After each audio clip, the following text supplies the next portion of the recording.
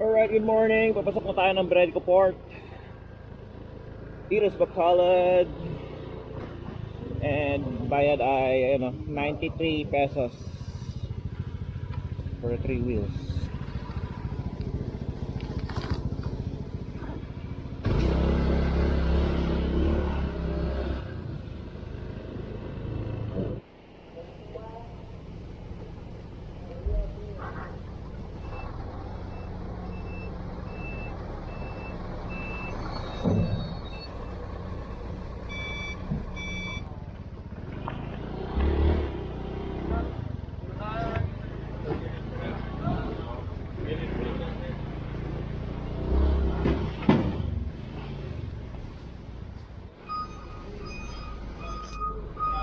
Yun, so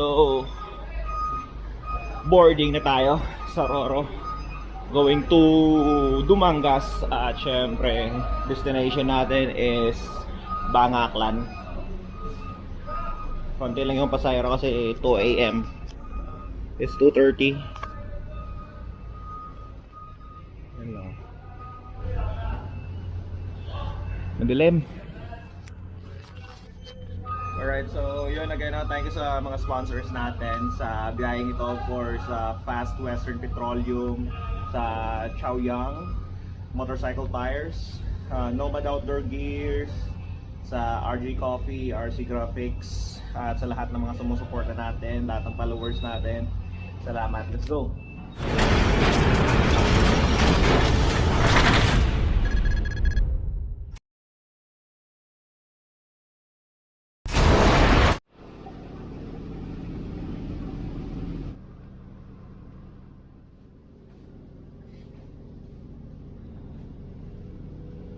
Touchdown tayo dito sa Port of Mangas.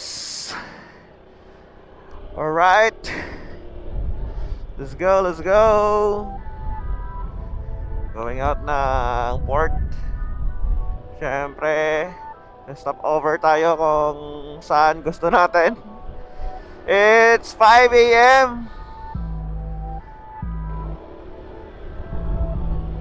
Sakto-sakto, alas 5.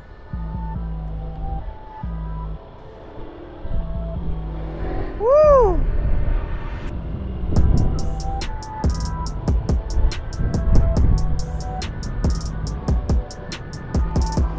Alright, so this is the second time na tutumbukin natin yung papuntang Aklan. Dito tayo dadaan sa conventional na daan, no?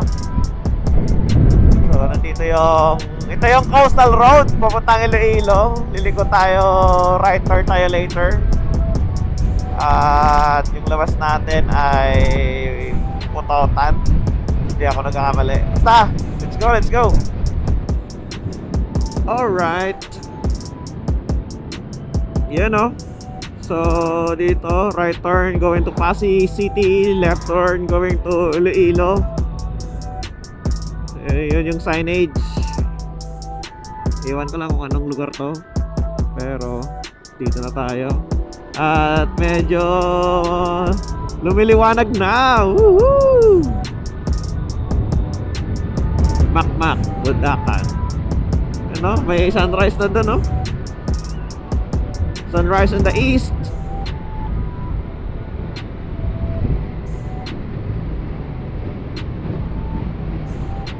Napaka-relaxing pag madaling araw ka nagbiyahe. Kasi syempre hindi mainit.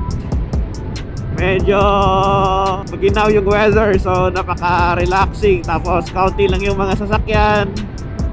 Medyo safe, no? Siyempre dapat may maganda kang lightings.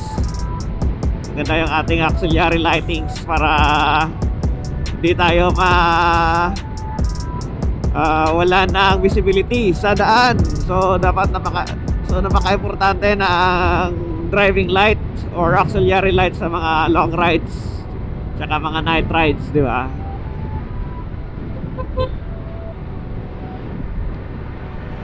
Yo, no.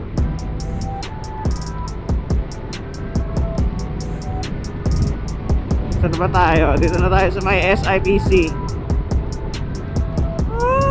Pupuntahan natin madilim.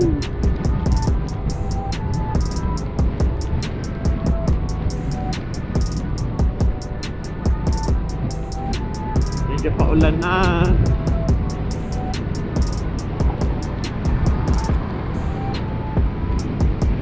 Welcome to Dueñas.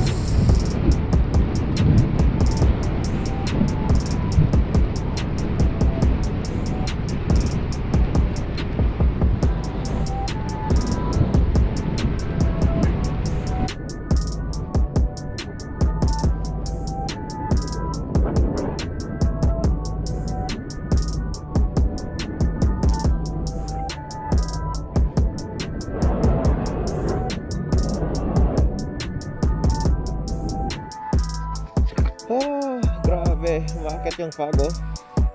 Nakikita nyo ba? Taas na yung araw. It's 6:30. Tapos umakit yung hamog. Nakikita nyo madilim. Parang madilim yung paligid kasi umakit yung hamog, eh. Picture natin. Ayan. Alright. Oh, dao pa lang tayo. Dao Capiz. Merong 100 plus pa ata papuntang Banga Aklan. So I think maghanap tayo ng breakfast or coffee somewhere along the road. After nating sugat.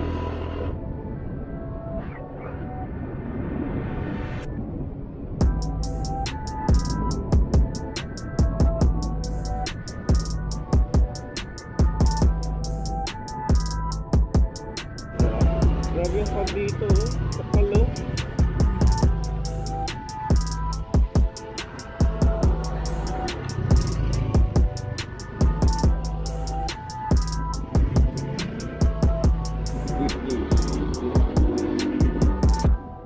Wow, Lapaw, Lapaw. Pinileke. Okay.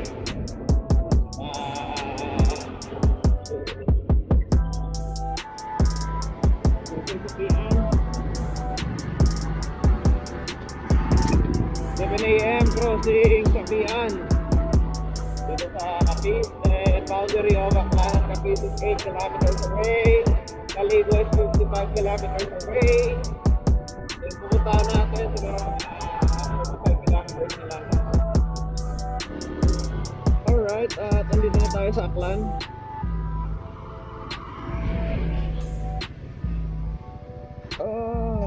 Aklan na to, Aklan. Welcome to Aklan. So couple of kilometers na lang na tayo. Nasa destination na tayo. So from here, couple of kilometers, siguro mga 40 kilometers.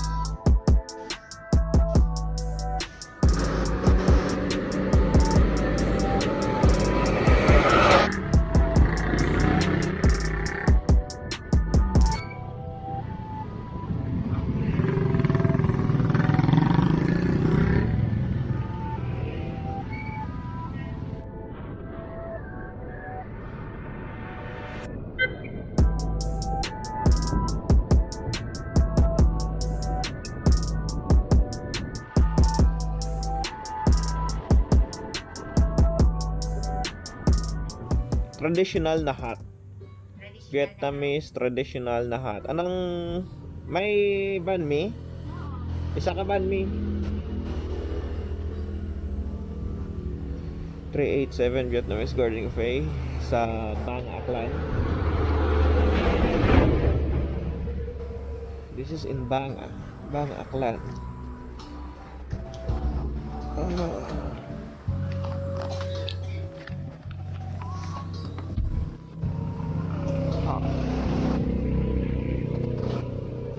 Yan, so ito na yung Vietnamese coffee natin. Diyan nilalagay yung kape, tapos nilalagyan ng tubig. Ito yung magiging filter, bababa dyan. Tapos yan na yung kape.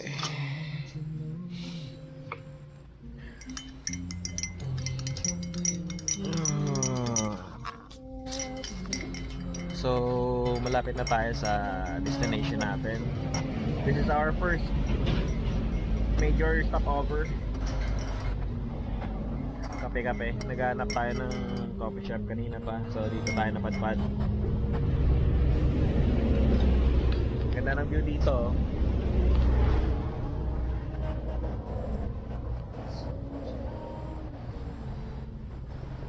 So garden.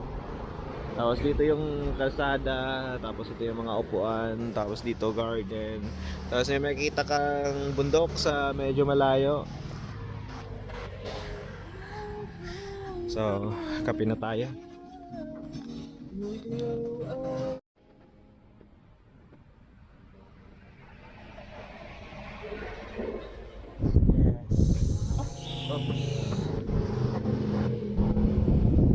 Bani. Yan pa. Medyo mainit pa.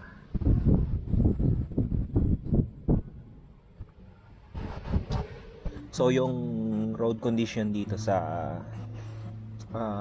bandang Capiz to Aklan Road, maraming mga nakaumbok na asfalto sa daan, tapos may mga butas, may mga crack. So ingat-ingat lang at be cautious lang sa yung tinatahak na daan, lalo na pag naka two wheels ka, naka motorsiklo ka, talagang pag nagkamali ka lang, sisemplang ka talaga. So ingat-ingat lang sa lahat ng nagmamaneho, nagra-rides dito, especially dyan sa may Balete, Altavas to Balete. Grabe, notorious yung daan, tapos marami pang mga constructions. 387 Vietnamese Cafe.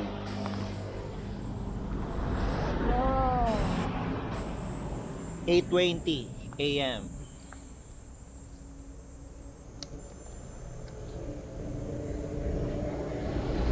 Set ako ng Minion.